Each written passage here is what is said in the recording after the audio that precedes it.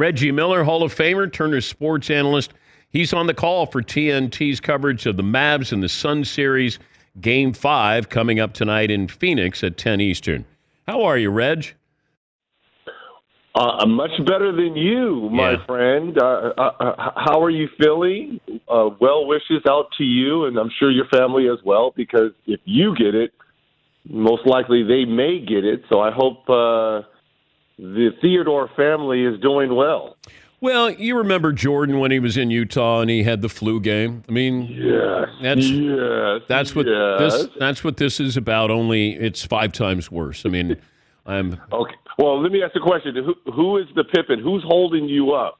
Like who's carrying you to the bench every time out? Who's your Pippin? I don't think I have anybody that strong. I would have Marvin, but he's got small hands and he might drop me, and I worry about that. Well wishes. I hope you get 100% well soon, my friend. Hey, Reg, do they measure hand size in the NBA? Like at the combine? They didn't when I came out in 87. Obviously, they didn't do a lot of things back in 1987, but they do now. And I do believe Kawhi Leonard still registered to date has the biggest hands. I may be wrong on this, but if he doesn't have the biggest, he's one of the top 3 in terms of hand size. Yes, they do measure. Wasn't this a big deal for Shaq that his hands were too big? You know, that was always his hands are so big, that's why he can't shoot free throws. I'm like, I don't know. Kareem could shoot free throws, and last I looked, he seemed pretty big as well. So can you have too big of hands in the NBA? I don't think so. I mean, MJ had huge hands, and he was a pretty good free throw shooter, scorer. So yeah, I think Shaq did okay in his career, right? Having big hands, and you know, like he would always tell us while we were playing him, keep following me, Reg. I'm going to make the ones that matter the most to hurt you. So I was like, we're going to keep sitting you there, big fella. And sure enough, he made the ones that mattered the most against us. Did you see where Rudy Gobert said he would lock up Shaq if Shaq was playing against Rudy Gobert? What's Rudy talking about? It's almost laughable because I'm trying to think of players in the 90s that had somewhat of Rudy Gobert's size at 7 feet, slender frame. David Robinson comes to mind. Yeah.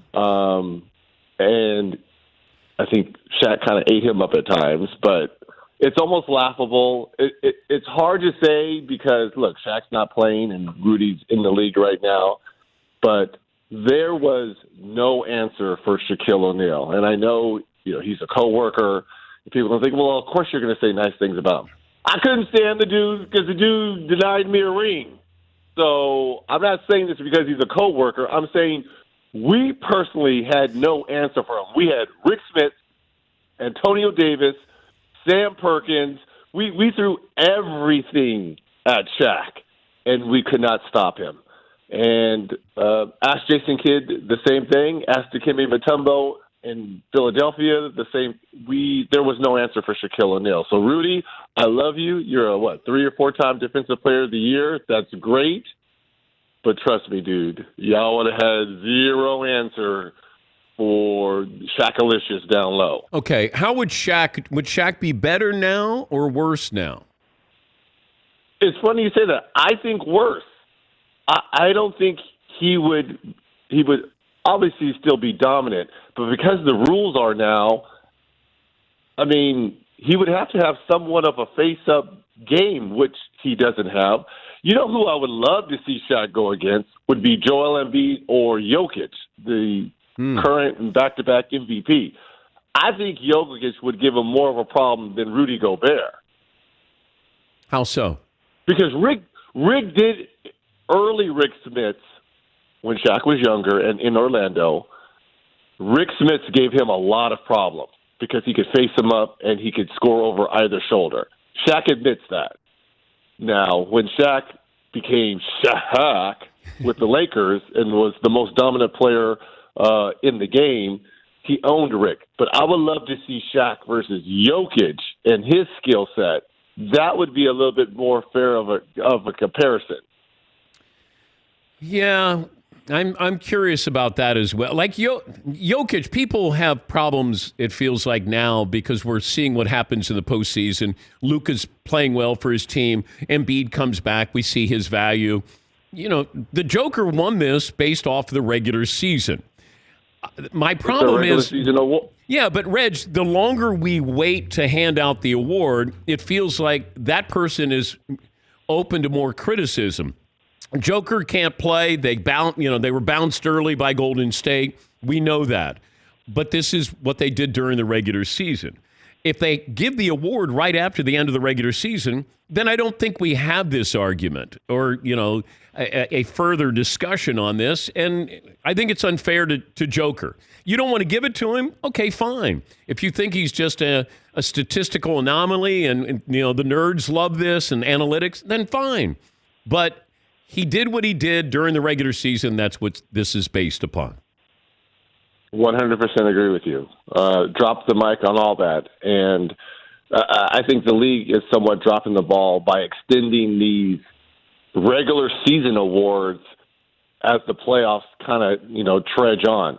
I think they just need to drop all the awards the first day or the second day of the playoffs and let them be, because it's not fair to the Joker. And let me be clear here.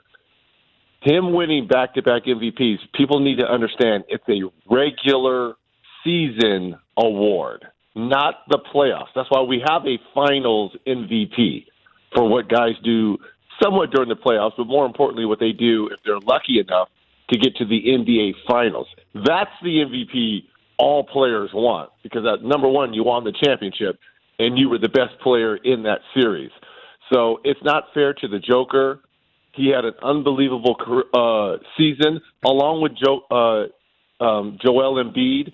It was either or, in my opinion. They both deserved it. They both played unbelievable. But people need to understand it's a regular season award, and that's why he got it. Reggie's on the call for TNT's coverage. Mavericks Suns Game 5 tonight in Phoenix at 10 Eastern. How big of a deal will the Chris Paul family fan interaction be with tonight's broadcast? Oh, none. I think Chris said his piece, and the Dallas Mavericks and their security staff have addressed the situation. I don't think that will have any lingering effect here on Game 5. What the Suns need to have more concern on is getting out to the Dallas Mavericks shooters.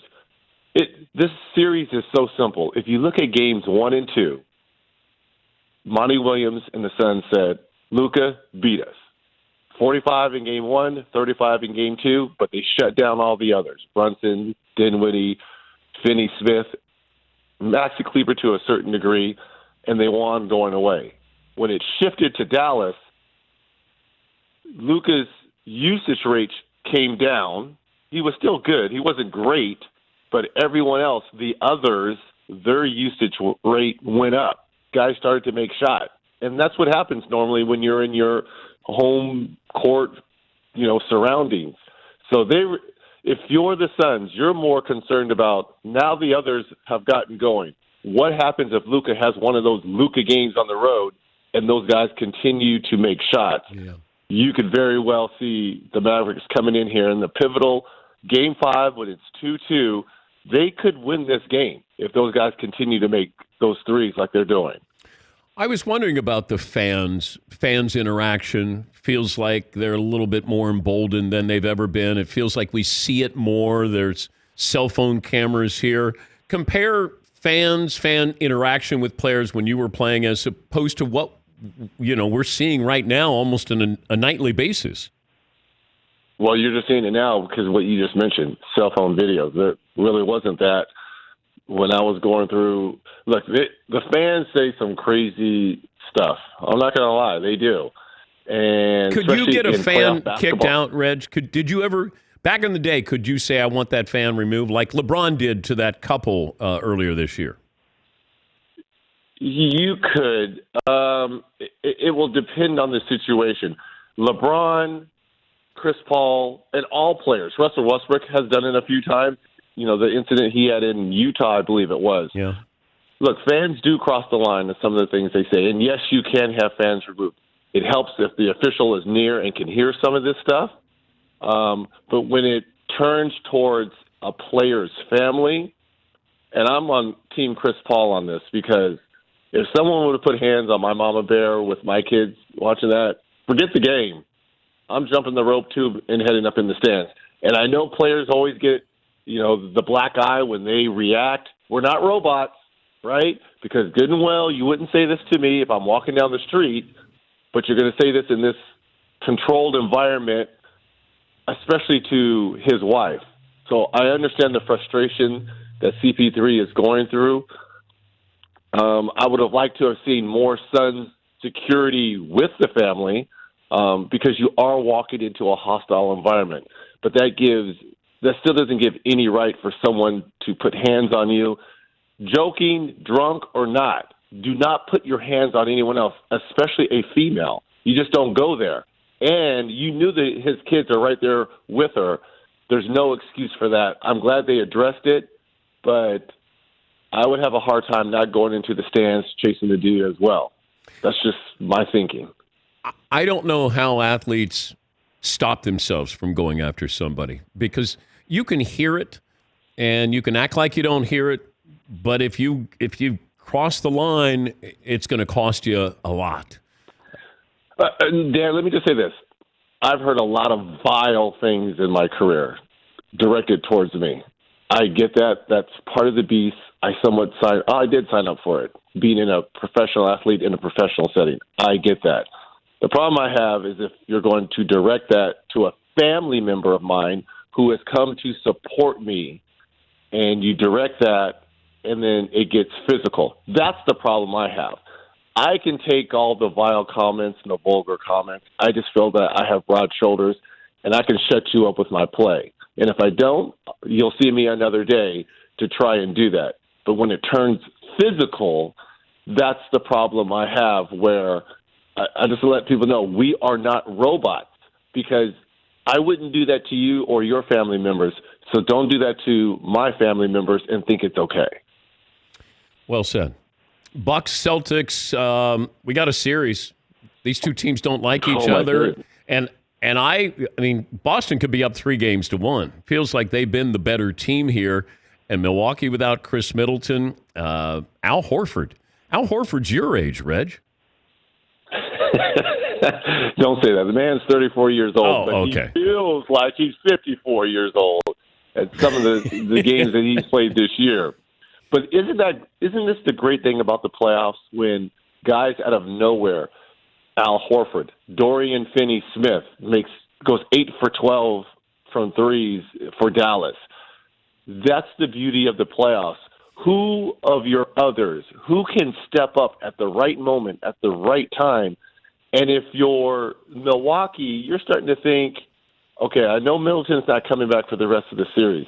Does Giannis have enough in the tank going against Grant Williams, Al Horford, Jason Tatum, and Jaylen Brown? These are four guys that it's like a revolving door that's having to guard Giannis. And it kind of looks like is he wearing down a little bit without his Robin next to him, in terms of Chris Middleton being that second guy to take the load off of him for scoring. Yeah, you start to look at this and you go, okay, Milwaukee should be the better team, but that's if they're fully assembled. Oh, I necessarily wouldn't say that, because the Celtics, let's not forget, second best record in the East, and have the best defense since January 1st. So I'm not surprised at what we're seeing. Case in point, look what they did to Kevin Durant and Kyrie Irving in the first round. So we shouldn't be surprised at how they are limiting the Bucks and Giannis. I just think Boston has something special brewing, but you cannot forget, and I'll go back to what Milwaukee did after losing those first two to Phoenix last year in the NBA playoffs and rattling off four straight, and how Giannis was fantastic, especially in those last two ball games. I never want to put anything past him because he is that special of a guy who can, on given nights, can carry you. He hasn't shot the ball great, so you have to assume he's due to have one of those games where he just goes crazy. But I think the series is going 7. It's good. It's fun to watch. All right, I don't want who is the most valuable player. I want who is the best player in the NBA.